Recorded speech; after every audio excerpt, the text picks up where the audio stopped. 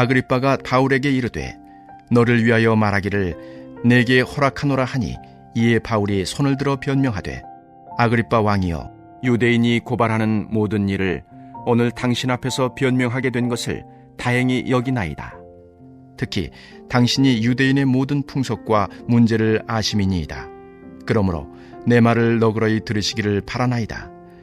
내가 처음부터 내 민족과 더불어 예루살렘에서 젊었을 때 생활한 상황을 유대인이 다 아는 바라. 일찍부터 나를 알았으니 그들이 증언하려 하면 내가 우리 종교의 가장 엄한 팔을 따라 바리새인의 생활을 하였다고 할 것이라.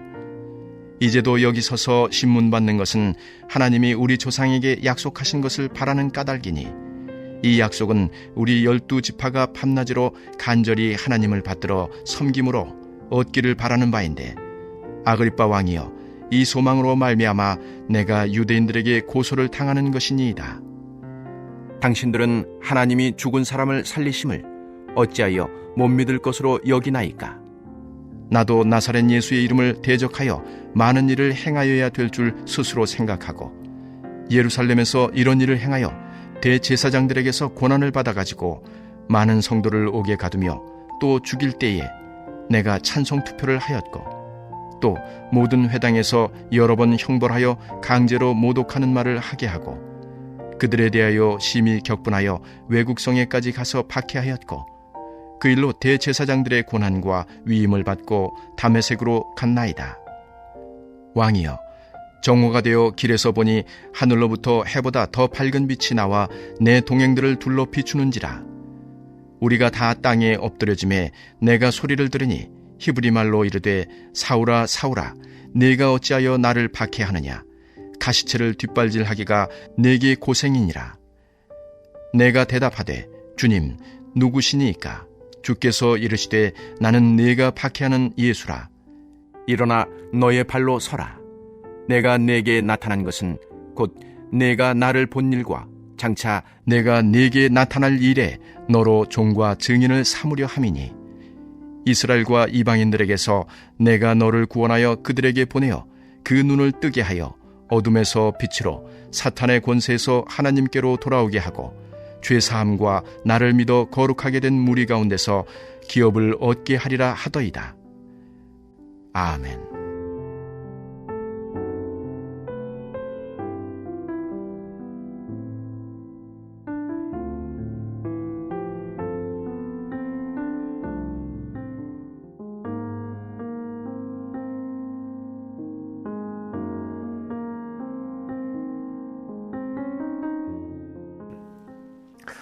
오늘 사도 바울이 길게 말씀하고 있는 내용은 사도 바울의 인생 간증입니다. 여러분 누구나 인생 간증이 있습니다.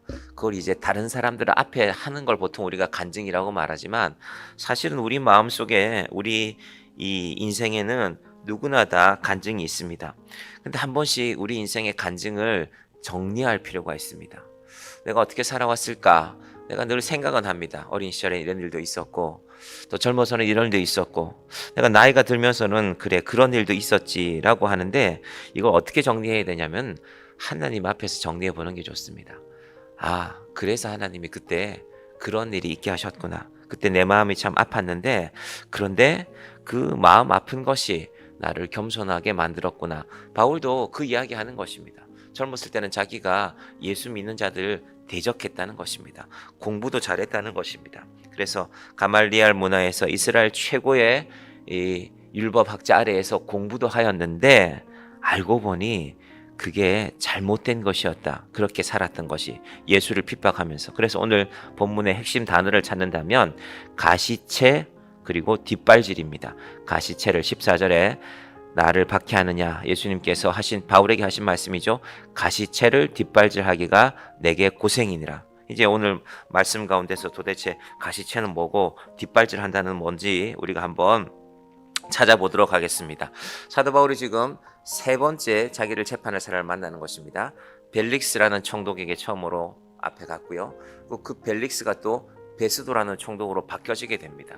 베스도라는 총독은 벨릭스보다는 훨씬 사람이 지혜롭고 신중하게 일을 처리하는 사람입니다. 사실은 정치라는 것은 많은 사람들의 주목을 받기도 하지만 한편으로 정치라는 건 책임지는 것이거든요. 재판도 마찬가지지 않습니까? 그래서 우리가 이제 금요일 날 우리나라 헌법재판소에서도 중요한 재판을 하게 될 텐데 사실은 얼마나 부담이 되겠습니까? 어떤 쪽으로 판결해도 자기를 욕할 사람들은 기다리고 있거든요. 판결이라는 것이 그렇지 않습니까? 모든 사람이 다 당신 판결이 옳습니다. 그런 재판은 세상에 없습니다. 자, 교도소에 이 군복무를 이제 교도소의 교도관으로 근무했던 친구가 했던 얘기가 있습니다. 그곳에 있으면 온 이 교도소에 온 사람들 얘기를 다 듣게 되는데 크게 두 가지로 억울하다고 합니다. 첫 번째는 자기는 죄가 없는데 교도소에 오게 되었고, 두 번째는 이 판사님이 자기에게 내린 판결이 너무 무겁다는 것입니다. 자기 죄에 비해서. 그럼 교도소 안에 들어가면 공부를 엄청 많이 하잖아요. 그래서 교도소를 학교라고 부르거든요. 학교를 몇 번 다녀왔나? 이 학교라는 말이 틀리지 않은 게 자기가 그곳에 있는 동안에 보니까 세상 법에 대해서 수백 가지 질문이 오고 간답니다. 그럼 그 안에는 나름 다 경험들이 있잖아요. 그건 이렇게 돼. 너는 몇 년 정도 받을 거야. 라는 그런 상황 가운데서 두 가지 결론. 나는 죄가 없는데, 혹은 두 번째는 내 죄에 비해서 나는 너무 억울하게 많은 벌을 받았습니다. 이게 교도소에서 이루어지는 대부분의 대화 주제인데 사도 바울은 지금 그런 말을 하지 않습니다. 오늘 우리가 1절부터 18절까지 이렇게 길게 읽었지만 나 죄가 없습니다. 나 살려주십시오. 이런 얘기 하는 게 아니라 오직 한 가지, 이 아그리빠 왕에게도 복음을 전하려고 사도 바울은 얘기를 나누고 있습니다. 그것이 그의 변론의 핵심입니다. 1절이 이렇게 시작하죠. 아그리빠가 바울에게 이르되 너를 위하여 말하기를 내게 허락하노라. 재판장이 말하라고 해야 말할 수 있는 것이군요. 그래서 이제 바울의 변론이 시작되는 것입니다. 손을 들고 말합니다. 예, 제가 이제 제 변론을 해보겠습니다. 그러면 제가 앞서 말씀드린 그런 이야기가 나오죠. 저는 사실 무죄입니다. 라거나 혹은 제가 너무 많은 죄를, 너무 많은 벌을 받았습니다. 라고 말할 것 같지만 그런 이야기들이 나오지 않고 아그리빠 왕에게 사도 바울이 뭘 말하는가? 제가 지나온 인생을 잠시 말씀드리겠습니다. 그러면서 먼저 아그리빠 왕을 한번 이렇게 칭찬하고 높여줍니다. 3절이 그런 내용이거든요. 특히 당신이 유대인의 모든 풍속과 문제를 아심이니이다. 이 아그리빠 왕이 제가 지난 시간에 에돔 출신이라고 했죠. 에돔은 이스라엘 기준으로는 이방인들이거든요. 이방인인데 어떻게 로마 정부에게 잘 보여서 이스라엘의 왕이 되었단 말입니다. 그러니까 늘 자기들 마음속에는 이 피해 의식이 있습니다. 내가 원래는 왕이 될 자격이 없었는데, 근데 사도 바울이 당신이 유대인의 모든 풍속과 문제를 잘 아는 줄 제가 알고 있습니다. 어쓱해지는 것입니다. 그래, 네가 나를 인정하는구나. 그러고 이제 이야기가 시작되는 것입니다. 여러분, 우리 인생은 사실은 무엇으로 채워질까? 대화로 채워지는 것입니다. 혼자 산다면 대화 안 해도 되죠. 그래서 여러분 항상 말을 할 때, 오늘도 여러분 누군가와 말씀 나누실 거 아닙니까? 그때 내가 어떻게 이야기를 시작하면 좋을까? 바울처럼 하면 됩니다. 당신이 이거 참 잘하시는 분이죠. 이거 나하고 좀 알려주시겠습니까? 이런 이야기로 바울의 이야기가 시작됩니다. 왜 이렇게 시작하는가? 복음 전하려고 하는 것입니다. 나 좀 잘 봐주세요 라는 얘기가 아니라 복음 전하기 위해서 먼저 아그리빠 왕을 인정해 주는 것입니다. 자, 그러면서 바울 자신의 이야기를 시작합니다. 내가 4절 처음부터 내 민족과 더불어 예루살렘에서 젊었을 때 생활한 상황을 유대인이 다 아는 바라. 내 인생을 저들은 압니다. 예루살렘이 크지 않은 곳이거든요. 가말리엘 문화에 있었기 때문에요. 바울 하면 모르는 사람이 없었습니다. 저 사람들이 내가 누군지 압니다. 저들이 내 인생을 압니다. 제가 아는 한 장로님이 청년부에서 한번 특강을 하셨는데, 이분은 이제 반도체를 설계하시는 분입니다. 일찍 1980년대에 미국에 유학 가서 우리나라에 제대로 된 이 반도체 만드는 공정이 없었을 때 앞으로 우리나라도 반도체가 중요하겠다 해서 제일 일찍 반도체를 공부한 사람 중에 한 분인데, 이제 이분이 회사에서 일하고 있으니까 가끔 대학들의 특강을 나가게 되는데, 우리 청년들도 이제 대학생들이 많이 있으니까 제가 대학교에 가끔 특강을 나가면 꼭 이렇게 시작합니다. 여러분, 반도체는 세상에서 만드는 모든 물건 가운데 가장 정밀한 물건입니다. 그래서 아주 작은 회로 안에 수만 개, 수십만 개의 기판들이, 이 회로들이 들어가서 반도체라는 물건이 만들어지지 않습니까? 근데 이분이, 그런데 저는 반도체보다 더 세밀한 일을 알고 있습니다. 그분은 바로 하나님이신데, 그래서 저는 아침에 회사에 출근하기 전에 일찍 일어나서 항상 하나님의 말씀을 묵상합니다. 그분이 얼마나 세밀한지 깨닫고 나면 제 연구에 많은 도움이 됩니다. 이런 얘기 하기 쉽지 않겠죠. 대학에 강의로 출강했는데 첫 이야기를 이렇게 풀어간다는 것이. 그러니까 나는 예수쟁입니다. 나는 예수 믿는 인생입니다. 여러분, 우리 인생도 누군가 앞에 섰을 때 저는 목사입니다. 저는 예수 믿는 사람입니다. 제가 교육전도사로 있었던 한 교회 장로님은 서울우유에서, 그분 말씀으로 그때 제가 서울우유에서 27년 동안 일했습니다.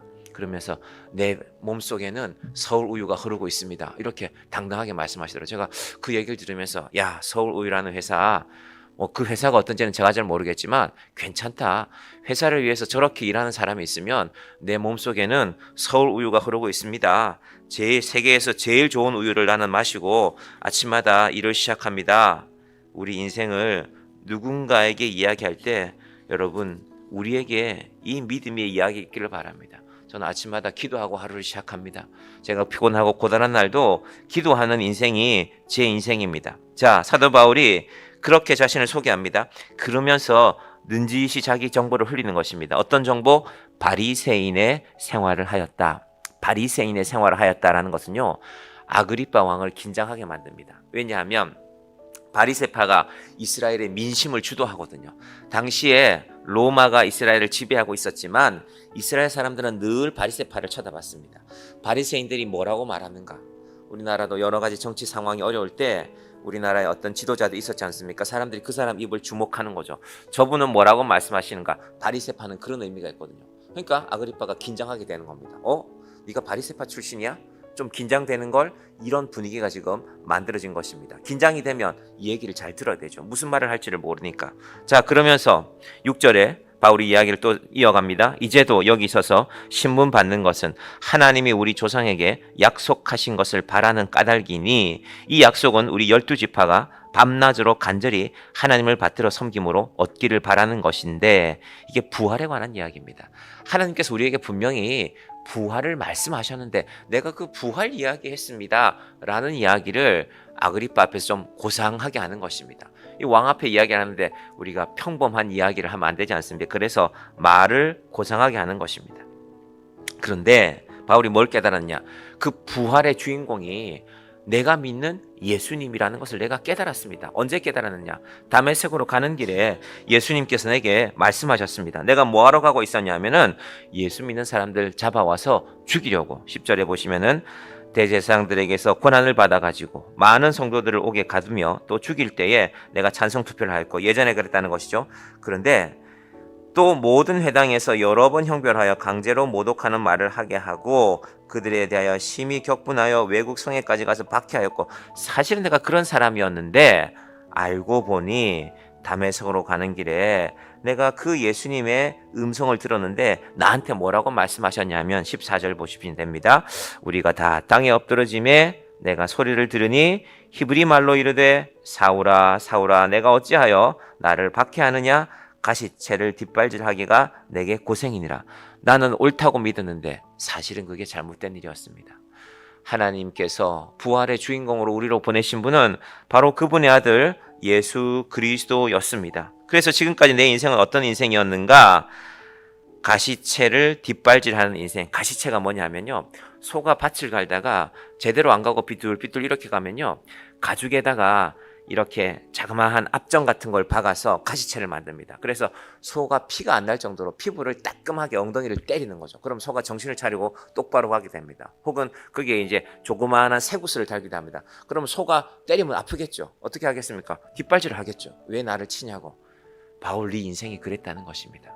여러분, 오늘은 여기 설교를 마무리할 텐데 우리 인생도 혹시 열심히 살아가는데 가시채에 맞고 뒷발질하는 인생이 아니었을까? 우리 교회 앞에는 이 좁은 길이지만 사람들이 많이 지나갑니다. 차도 많이 지나갑니다. 주로 이제 지하철역으로 가는 사람들이거나 저쪽 방향으로 이제 오남역 방향으로 나가는 차들이 많이 지나고 하는데 어느 날은 그 차들을 보면서 어제도 한 성도님과 얘기를 나누면서 도대체 저 사람들 다 어디로 갈까? 그분이 말씀하기를 생각보다 사람들이 많이 지나다니네요. 그리고 자기는 이 앞에 지나다니면서 얼굴이 안 보인 줄 알았는데 얼굴이 다 보여요. 이제 여기서 조금 담이 높았다가 여기가 낮아지면 누가 지나가는지 다 보입니다. 도대체 이 사람들은 어디로 가고 있을까? 어제 그분이 문득 그런 말씀하셨습니다. 예수님께서 요한복음 14장 5절과 6절에서 이렇게 말씀하셨죠. 도마가 이르되 주여 주께서 어디로 가시는지 우리가 알지 못하거늘 그 길을 어찌 알겠사옵나이까. 예수께서 이르시되 내가 곧 길이요 진리요 생명이니 나로 말미암지 않고는 아버지께로 올 자가 없느니라. 오늘도 여러분 일하시고 가정을 돌보시고 그 모든 일들 가운데 우리 인생이 어디로 가는 줄도 모르고 가는 인생이 되지 않기를 바랍니다. 오늘 우리가 어디로 가는지, 우리 인생은 오늘 150장 찬양의 가사처럼 주님이 예비하신 본향집을 위해서 가는 것입니다. 예수 믿지 않는 사람들의 인생의 끝은 죽으면 큰일 나는데, 죽으면 내게 있는 거 다 잃어버리는데, 그 말도 맞는 것 같지만 예수 믿지 않으면 우리는 예수를 믿기 때문에 죽는 것이 끝이 아니라 죽음을 통하여서 하나님이 나를 기다리시는 그 집에까지 가는 날까지 나는 이 땅에 사는 것이다. 우리 인생이 헛된 길을 가는 인생이 아니라 길이요 진리요 생명이신 예수님을 따라가는 인생이 되기를 바랍니다. 그래서 우리가 세월이 한참 지났는데 내 인생이 소가 가시채에 엉덩이 맞고 뒷발질하는 인생이었구나. 그때 깨닫지 않고 지금 깨닫고 하나님 가시채 맞고 뒷발질하는 인생 되지 않게 하여 주시옵소서. 바른 길을 가는 인생 되게 하여 주시옵소서. 진리요 생명을 따라가는 인생 되게 하여 주시옵소서. 오늘도 이 말씀 붙들고 하나님 안에서 주님의 자녀로 살아가는 귀한 인생들 되기를 주님의 이름으로 간절히 축원드립니다. 기도하겠습니다. 하나님 아버지 감사합니다. 우리 인생이 소가 가시채에 엉덩이를 맞고 뒷발질하는 어리석은 모습이 되지 않게 하여 주시옵소서. 사도 바울은 다메섹으로 가는 길에 그 일을 깨달았습니다. 내가 지금까지 핍박하였던 그 예수가 하나님께서 우리에게 보내신 부활의 주인공임을 깨달았습니다. 하나님 2025년 이 사순절 기간에 십자가의 고난을 지나 부활의 영광으로 나아가는 주의 자녀들 되게 하여 주시옵소서. 길과 진리요 생명이신 예수 그리스도를 통하여 아버지께로 나아가는 우리의 인생이 되게 하여 주시옵소서. 주님이 예비하신 그 본향집을 바라보며 나를 부르실 그날까지 하나님께서 나를 부르신 이날까지 제가 믿음으로 살아왔습니다. 길과 믿음, 생명과 진리를 쫓아 살아왔습니다.